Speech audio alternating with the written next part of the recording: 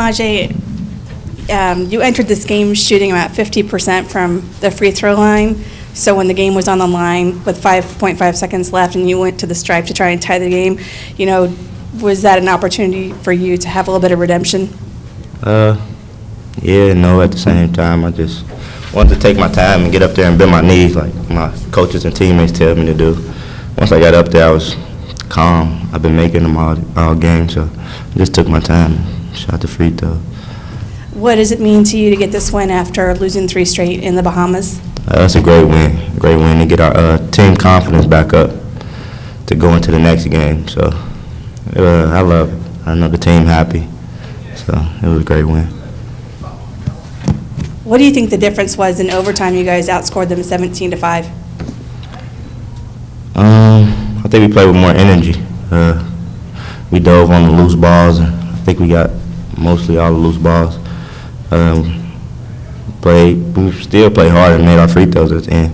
So. Myles, can you speak to that? You had a huge 3-pointer there to give the team a really big lift. We knew we messed up by letting them get back into the game at the end of regulation.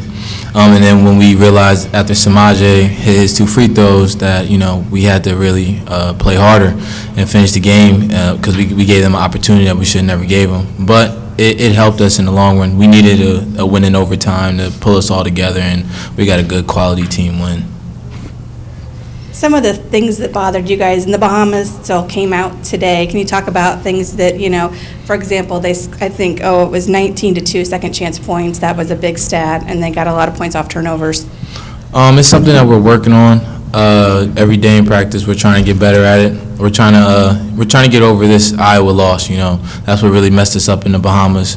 But now that we got this win, we feel good. Nobody has their head down anymore, and we don't have that losing taste in our mouth anymore. So now that we won, we're trying to get back on a winning streak and just keep playing good. Myles, you personally, 8 of your 14 in overtime. What was clicking for you at that stretch that wasn't in regulation? My teammates just found me the ball. I was just in the right spots at the right time, and then I just got my feet set and just shot my jump shot. They have confidence in me. I have a lot of confidence in myself, and with that, I feel like I can make every jump shot. And it was just. Thankfully that my teammates found me, and I just filled in for them and made the shots. James, you had a career-high 15 points today.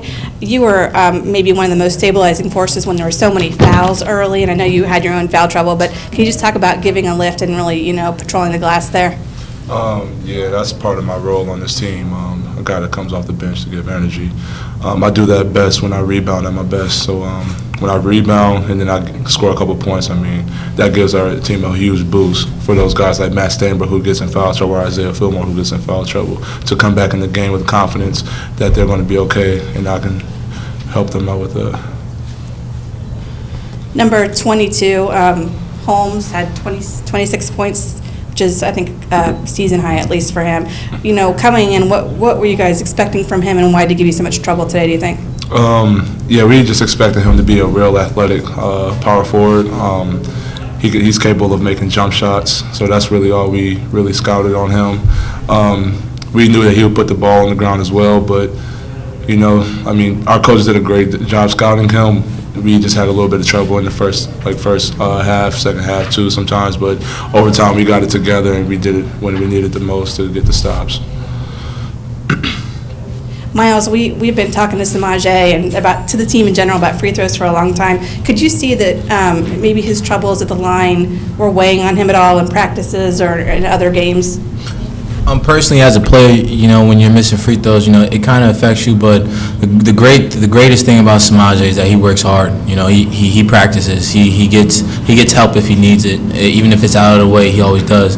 And the thing is, we're all with him in the huddles, and we all tell him to knock it down. We have confidence in Semaj every time he goes to the free throw line, regardless if he's 0 for 10 or 10 for 10. We look for him to finish the game, and that's what he did today. And you mentioned you were looking to rebound from the Iowa loss. Is it only fitting that you did that in another overtime game? Now that you mention that, I guess it definitely helped. I wasn't really thinking about it like that, but But I mean, shoot, we're 1-1. You know, now we're not. You know, we're done losing. Right now, let's got this losing taste out of our mouth, and it feels great to win. When we got back from the Bahamas, a lot about sticking together and being able to overcome adversity, and we got it in doses today. You know, Bowling Green, give them a lot of credit. They did not quit. You know, in the first half, two things really hurt us. Number one, you know, we turned the ball over time after time after time, especially at the very end of the half. Going 6 out of 8 possessions to end the half with turnovers. You know, just it derails you. Our 3 better scores for our team were all with 2 fouls with about 10 minutes left in the first half, and our bench played extremely well. But in the second half, even though we corrected the turnovers, we became a team that couldn't rebound, and that's worrisome because I think we do as many rebounding drills at our practices as you can, but obviously we got to do more. Really proud of the fact that our team was able to stick together when the chips were down, come together, make plays down the stretch. We surrender whatever it was, a 10-point lead. Again, give Bowling Green a lot of credit. Their kids didn't quit, but ours were resilient enough to get it to overtime. You know, Semaj has been maligned for his free throw shooting. To see him go to the line with all that on his shoulders, I'm sure battling mental demons. Great to see him knock down 2. I'm happy for him. And I thought that just gave us a shot in the arm as we headed to overtime. Speaking just specifically of that point when Semaj fouled, there's 5.5 seconds left on the clock, and, you know, he's been shooting 50% coming into this game. You know, did you feel any sort of trepidation there, thinking, you know, you just don't know what you're going to get?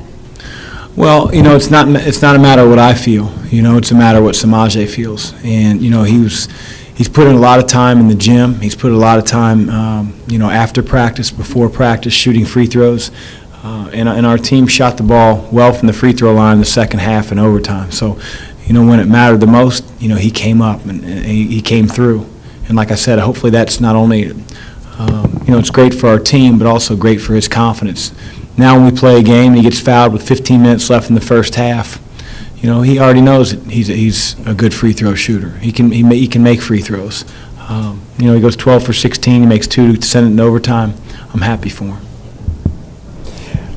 What did you see from Myles Davis, especially in the overtime, that maybe you weren't seeing in regulation? He scored 8 of his 14 there, and he's got 30, I think, over the last 2 games. What's going on there with him that you're seeing?